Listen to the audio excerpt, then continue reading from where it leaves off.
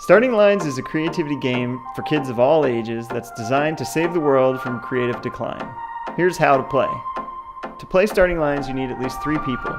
The game includes enough markers for 6 players, but add your own markers and you can play with as many friends as you can find.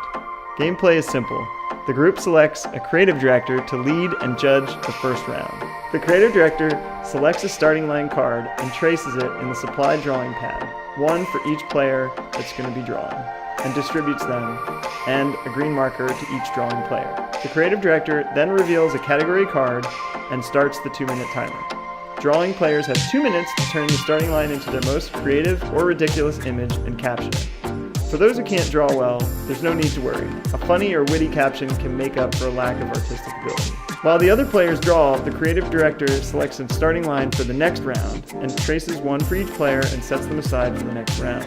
Once the time is up, the creative director collects the drawings, shows the creative works to the group, and the creative director selects their favorite drawing. Their favorite drawer is the winner of that round and collects the category card. The person seated to the right of the creative director serves as the creative director for the next round. He or she distributes the starting lines that the previous creative director traced during round 1, reveals a new category card, starts the timer, and play continues until you're done.